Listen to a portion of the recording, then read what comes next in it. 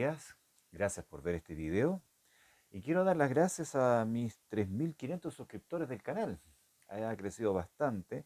Y también darle gracias a todos los seguidores de estos videos que estoy haciendo de comentarios, que en promedio tienen 120 visitas a la semana. Así que bastante contento y muchas gracias. Así que si pueden seguir viéndolos, se los agradezco. Y si le dan like y lo recomiendan a sus amigos, bienvenido sea. Hoy día quiero comentarles mi columna tributaria que fue publicada, como siempre, en Diario Estrategia, en la dirección www.diarioestrategia.cl. Ahí pueden ver ustedes el texto completo, con el título Impuestos Verdes en Chile. ¿Y qué trato en este artículo? En este artículo preciso una cosa bien puntual de que no existe en Chile lo que la doctrina llama impuestos verdes. ¿Y por qué?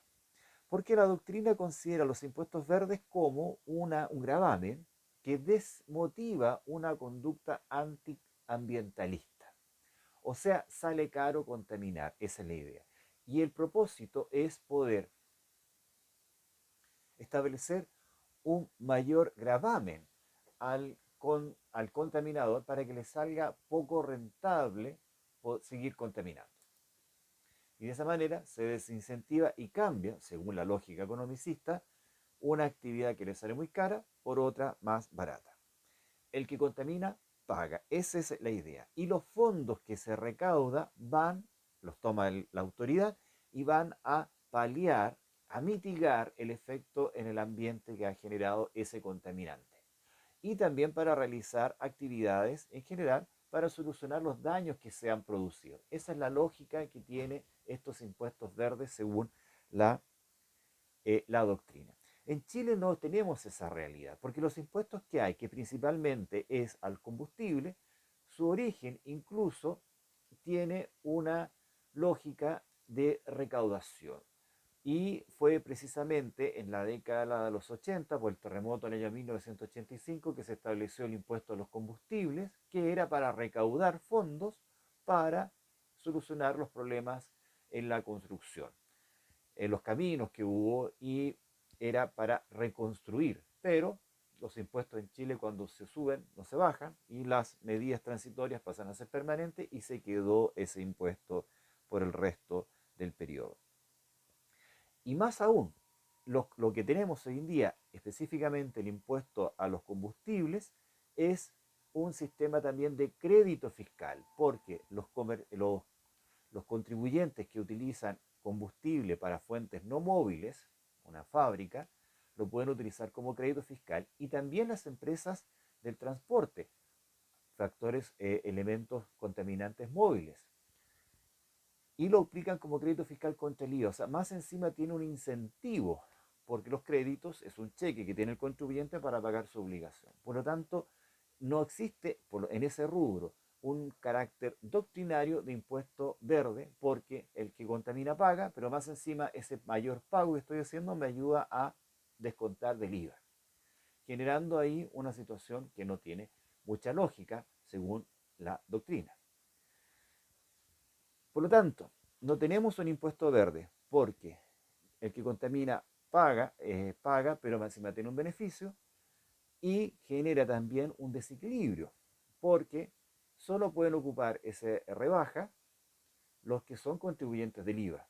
Por ejemplo, en el transporte, los contribuyentes que realizan transporte y carga ajena, ellos son contribuyentes de IVA. Los camioneros, por ejemplo, pueden descontar de su débito fiscal por el servicio que prestan el crédito fiscal que ellos mayoritariamente pagan, estos contribuyentes. Por lo tanto, ahí tenemos una situación además de desequilibrio. Ahora, también hay otro punto importante. Ese crédito fiscal lo pueden ocupar quienes son contribuyentes de IVA, por lo tanto, el rubro del transporte de carga ajena, no así lo de transporte de pasajeros. Por lo tanto, un transportista de carga contamina y puede utilizar eso para rebajar el IVA que tiene que pagar por la prestación de sus servicios. Pero un transporte de pasajeros también contamina y no puede rebajar su beneficio. O sea, él sí quiere un mayor castigo. Y además, ahí hay otro tema. Ya sabiendo que contaminamos, pero aún así quienes se ven beneficiados con eso son los contribuyentes grandes, o sea, que tienen IVA. Y en el transporte de pasajeros hay muchos transportistas pymes, transporte escolar, taxis, que no pueden rebajar ese mayor gasto que hacen por el combustible y no, porque no tienen débito fiscal. O sea, más encima, ya no cumpliendo en el modelo de impuestos verdes, hay una complicación con el tema de desequilibrio en las mismas personas que contaminan. Eh, y eso genera, obviamente, un desequilibrio importante. Ahora, mirándolo también por otro lado, este análisis que se considera además como beneficio ese impuesto al combustible, que se utiliza como crédito, dentro del concepto gasto tributario, que como ya hemos mencionado muchas veces, es lo que deja de recibir el fisco por una serie de beneficios. O sea, más encima, un impuesto que se supone que es un castigo, es un beneficio que es considerado parte del gasto tributario. Esa es la lógica de un impuesto verde, que como insisto, desincentiva la actividad porque termina siendo más cara y esos fondos se destinan para solucionar el problema. Y ahí tenemos otro tema también, que en Chile, en virtud del principio de no afectación, es decir, que todos los ingresos van a un fondo común y ahí se destinan a distintos lugares, distintas necesidades, no podemos recaudar este impuesto verde para destinarlo para la mitigación de los problemas en un cierto sector, porque todo tiene un fondo común. Sin embargo, la misma constitución, porque esto es un principio constitucional que quizás con la nueva constitución lo cambian, pero lo que está vigente hoy en día, establece que sí se puede destinar para ciertos objetivos particulares, beneficios regionales, con una ley. Pero no está la voluntad política para que así sea, y al final esa segunda derivada o morigeración de ese principio no se aplica. Por lo tanto, estamos con una situación alejada de la doctrina. Con la ley 21.210 se establecieron unos intentos de impuestos verdes, pero siguen con ese problema de la no afectación y se aplican según una lógica o una característica que se llama aguas abajo, que es cuando se graba la emisión de CO2 de las fuentes móviles o las fuentes inmóviles fijas que contaminan. Existe el concepto aguas arriba, aguas abajo. Aguas arriba, todo esto mirado al punto de vista como la generación eléctrica. Aguas arriba es cuando se graba la generación de la energía, o sea, la producción de energía eléctrica, por ejemplo, con contaminantes, o la generación de energía que contamina. Por ejemplo, la energía eléctrica genera contaminación por el carbón, la termoeléctrica. Se tiene que inhibir esa generación de energía. Aguas arriba. Aguas abajo es cuando ya se utiliza la energía, se utiliza los combustibles fósiles, se utiliza el petróleo. Al que contamina utilizando un automóvil que es alimentado con petróleo, aguas abajo. Por lo tanto, estamos contaminando al consumidor final, haciéndolo más caro para la persona consumidor final, que si es una empresa puede rebajar, pero si es una persona natural, le duele el bolsillo. Por lo tanto, al final, la estructura de impuestos eh, eh, posiblemente verdes en nuestra legislación hace agua por todos lados, no está bien estructurado este mecanismo. Por lo tanto, es una debilidad de nuestro sistema eh, tributario con este ánimo de impuestos verdes.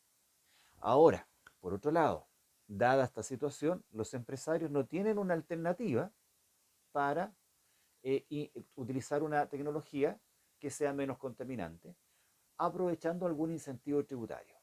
O sea, hoy día no existe ningún incentivo tributario para que las empresas, en vez de ocupar una caldera, ocupen un sistema eólico. O que las empresas, haciendo un incentivo aguas arriba, produzcan energía eólica. No hay ningún incentivo tributario. Ahora, pese a eso, o sea, hay mecanismos que pueden utilizar y las empresas por una ética podrían utilizarlo aunque les salga más caro, pero aún así no están motivados y no lo hacen. Sin embargo, la generación de energía solar o con energías alternativas en Chile ha aumentado, tanto así que llamó mucho la atención a Al Gore, que es, ustedes pueden ver el video de Al Gore, ex candidato presidencial de Estados Unidos, que ha tenido toda una campaña de sobre el calentamiento global, y en unos videos que sacó hace poco, el 2018, si no me equivoco, alababa a Chile porque su producción eólica había subido considerablemente. Los invito a que lo vean. Sin perjuicio, o sea, pero hemos aumentado no por incentivos ni por impuestos verdes, sino por la iniciativa de empresarios y empresarios extranjeros también que han invertido en este sector. Ahora, el horizonte de todo esto se ve promisorio, porque el gobierno lanzó un anuncio de que en agosto iba a presentar una estrategia tributaria y económica con un aspecto verde, una tributación verde para incentivar la energía eh, con, con, respeto al medio ambiente. Por lo tanto, se va a hacer toda esta conversión de energía térmica que ya se ha anunciado para lograr los acuerdos que Chile ha tomado en el Acuerdo de París. Y eso es bastante bueno porque el 77% de la emisión de contaminantes en Chile es por este tipo de energía y si se soluciona eso, bajaríamos considerablemente nuestros índices.